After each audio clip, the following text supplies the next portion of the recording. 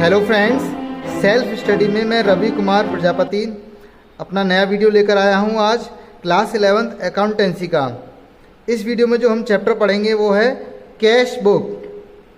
Cash book होता क्या है, इसे कैसे बनाया जाता है, ये हम इस वीडियो में आज समझेंगे।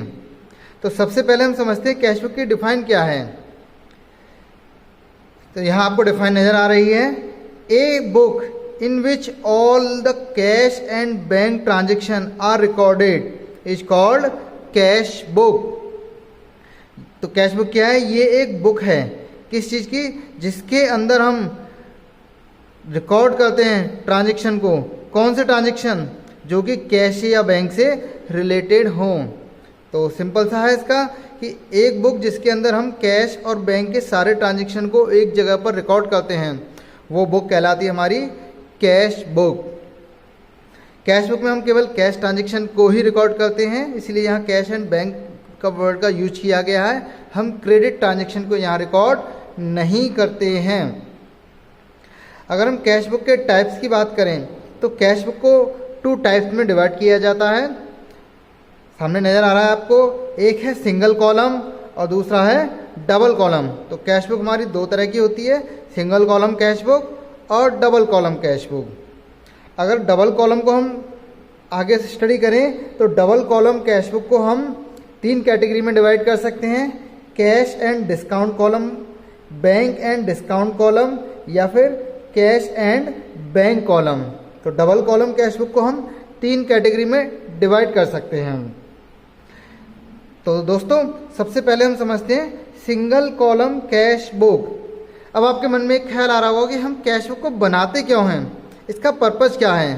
तो कैश बुक बनाने का जो सबसे बड़ा पर्पज़ है वो कोई भी बिजनेसमैन ये जानना चाहता है कि हर मंथ के लास्ट में वो ये जानना चाहता है कि उसे कितना कैश आया और उसके पास से कितना कैश गया।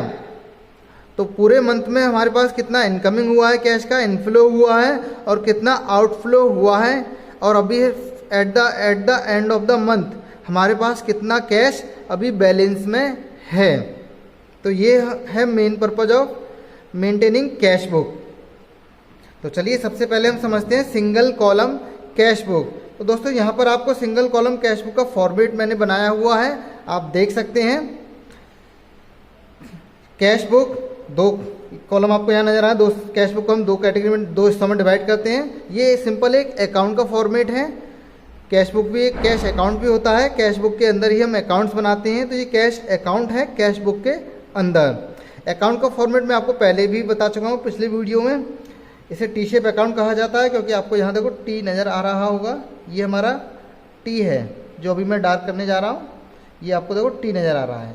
तो एक साइड को हम कहते हैं डेबिट और दूसरी साइड को हम कहते हैं क्रेडिट। जितने कॉलम हमारे डेबिट साइड में हैं उतने ही कॉलम हम क्रेडिट साइड में मेंटेन करते हैं हम। तो डेबिट साइड में देखो आपको सबसे पहला कॉलम नजर आएगा, date, particular, voucher number, LF। यही सेम कॉलम, और सॉरी ये यहाँ से डिवाइड होगा, मैंने गलत डिवाइड कर दिया है। अमाउंट वाला कॉलम इसी में रहेगा। तो ये हो गया हमारा डेबिट साइड, और यहाँ से हमारा शुरू होता है credit side, date, particular, voucher number, LF and amount. तो सेम कॉलम हमारे क्रेडिट में है और सेम कॉलम हमारे डेबिट साइड में है।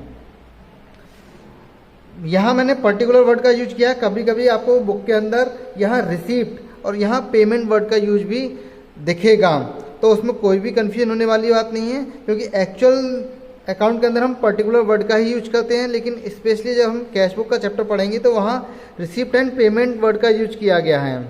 रिसिप्ट एंड पेमेंट वर्ड का यूज इसलिए किया गया है क्योंकि डेबिट साइड में हम रिसिप्ट को ही रिकॉर्ड करते हैं। अगर हमारे पास पैसा आया है कहीं से भी तो हम उसको डेबिट साइड में रिकॉर्ड करेंगे, और अगर हमारे पास से पैसा कहीं जाता है तो हम उसको क्रेडिट साइड में रिकॉर्ड करते हैं। इसलिए यहाँ रिसिप्ट और पेमेंट वर्ड का यूज करते हैं हम।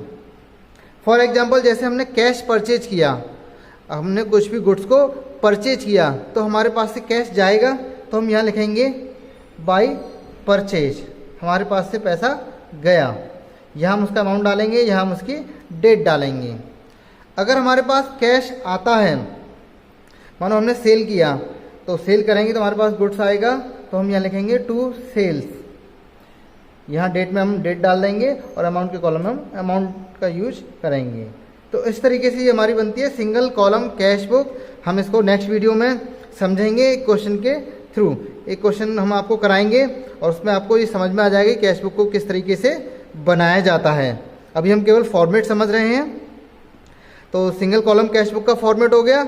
अभी हम चलते हैं डबल कॉलम कैश बुक की तरफ। डबल कॉलम कैश बुक को अगर हम देखें तो ये है हमारा डबल कॉलम कैश बुक। इसे डबल कॉलम कैश बुक क्यों कहा जाता है? क्योंकि मैंने आपको पहले अभी दिखाया था कि यहाँ दो कॉलम होते हैं, एक कैश और एक डिस्काउंट का, या फिर कैश की जगह पर होगा बैंक का और डिस्काउंट का, या फिर इन दोनों की जगह पर होगा कैश और बैंक कॉलम। इसीलिए इसे कहा जाता है double column cash book. Format वही है जो पहले नज़र आ रहा था। यहाँ से हम इसको डिवाइड करेंगे अमाउंट डेट से पहले, तो ये दो हिस्सों में डिवाइड हो गई हमारी कैश बुक। ये हमारा डेबिट साइड और ये हमारा क्रेडिट साइड। तो यहाँ अगर हम देखें इसे डबल कॉलम क्यों कहा जाता है, date particular voucher number LF, इसके बाद मैंने है डिस्काउंट एंड कैश। तो अगर डबल कॉलम हमें कैश और डिस्काउंट की बनानी है तो हम बैंक कॉलम को नहीं बनाएंगे, हम केवल दो ही कॉलम का यूज करेंगे, डिस्काउंट एंड कैश। जैसा कि हमारी पहली कैश बुक में नज़र आ रहा था कैश और डिस्काउंट, हम बैंक कॉलम को नहीं बनाएंगे।